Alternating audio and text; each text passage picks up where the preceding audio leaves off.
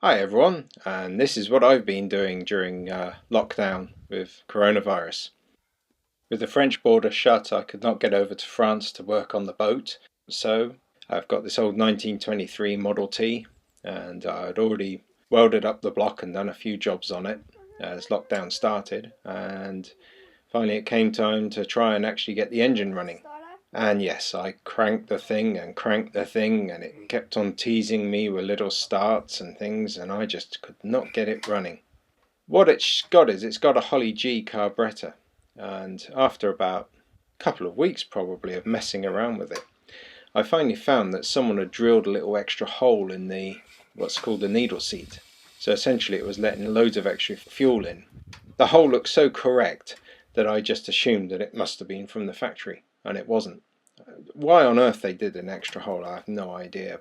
Anyhow, so while I searched for some parts from America and eventually found a new carburettor, I thought I'd go ahead and get some other bits on the car done and try and make her look a bit more nicer.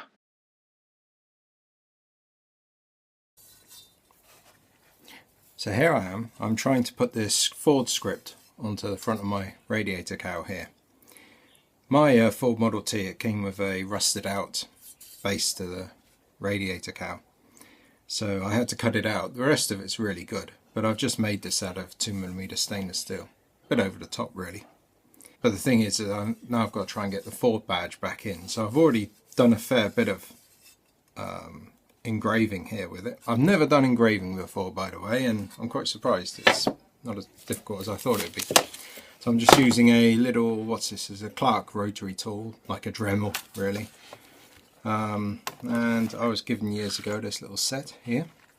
I've been using a sort of one like this to try and get the right amount of edging in there. Then I went to a slightly sharper one, and then I went to this ball one to try and just smooth out the edges. I'm almost done.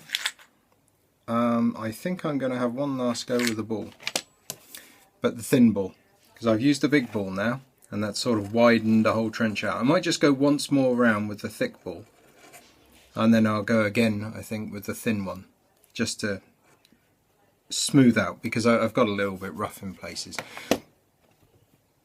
And what I'm thinking of doing though is I'm thinking of perhaps inlaying. I've got some nice gold smootherite paint, so I might just inlay the gold paint in here so that it shines up nicely.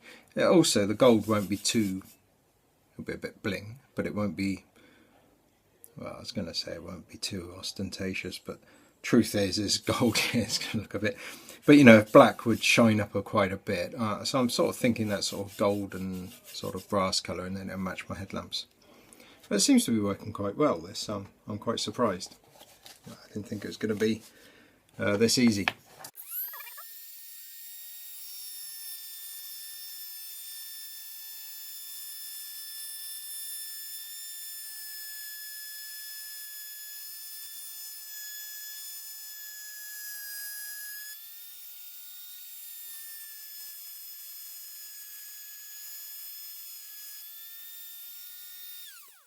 So this is my original cowl, what's left of it.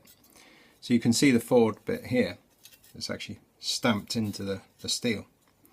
So I just drew around it just so I could see it a little bit easier, and then I took all the dimensions straight from that and put it onto here. But yeah, it really suffered. The rest of it's really strong, but it just ate all this bottom bit along here completely away. Bit of a shame really. It was a nice piece of steel, that, you know, nice bit of stamping, because some of them aren't stamped very deeply and some aren't stamped at all for some bizarre reason. So I've got another one out there that I whipped the bottom off to repair mine, and it's not got any of this on here at all. I also checked on the internet for the correct scrolling. I had no idea that they had these flowery little bits. I thought it was just a flowery F and then the rest. I didn't realise all this joined up bit was there. So I'm quite glad I checked it all before I drew it out. But yeah, I got it all pretty much where the Ford logo was on the original cowl. And then to match in the bottom here, because I haven't got a bead machine and certainly wouldn't do this, I've just grinded a line straight down here just to give it a look of the original beading. Now I'm going to go and watch SpaceX. Hopefully they're going to launch into space today. Should be nice. Might even get to see it here in the UK pass over tonight. Should be cool. Godspeed to them, hey? So there's the top of the radiator all in place.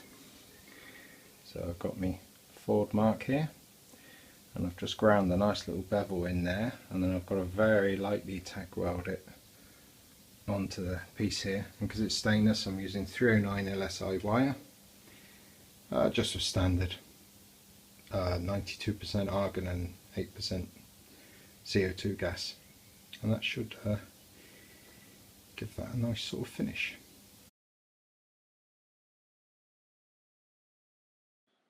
By the time I'd finished doing the radiator and getting some nice headlamps on and putting everything sort of together, including a temporary seat, it was time to actually test it with a brand new carb. I say a brand new carb, 100-year-old Holley NH.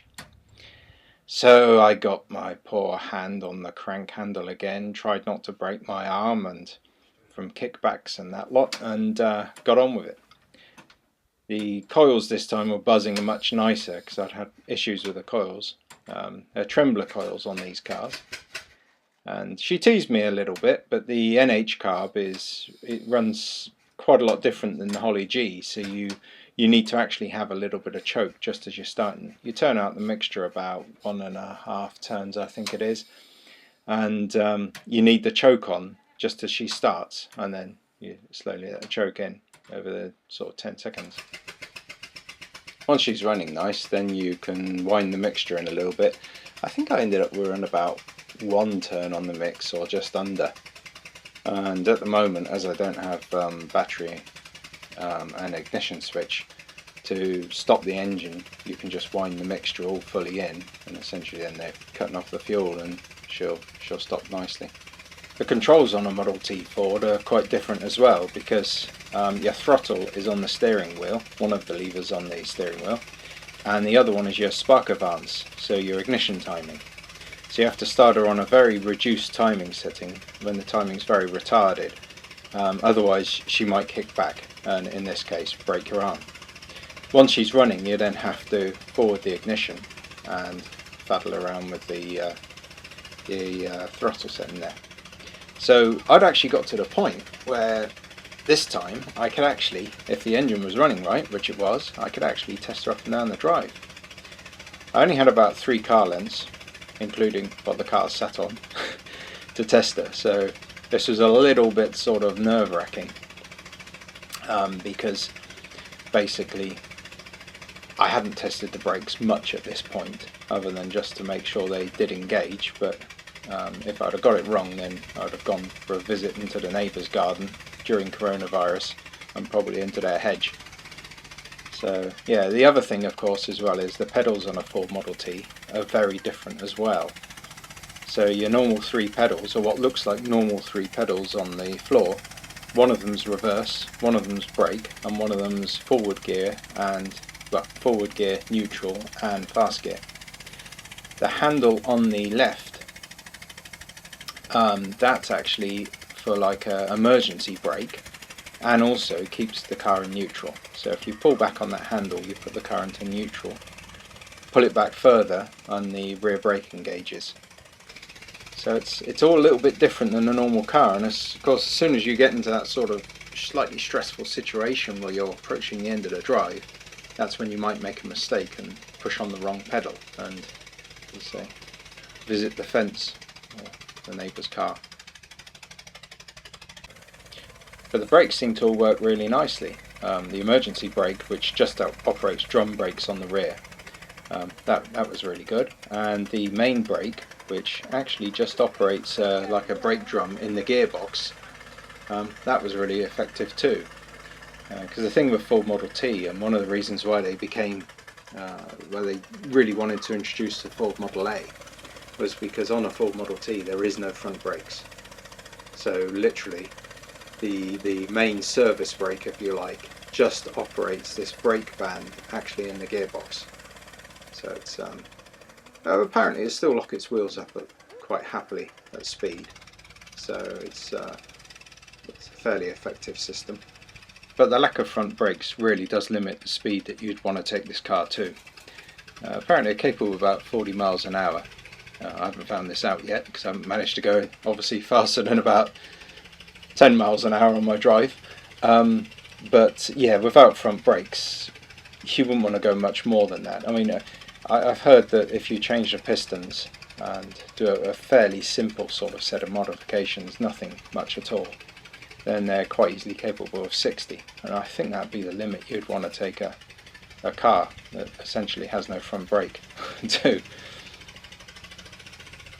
Anyway, with all this test done, I've had her back in the garage and I've just been replacing all the valves on her, and I've got some decent floorboards down and a couple of seats that I've just put in recently as well.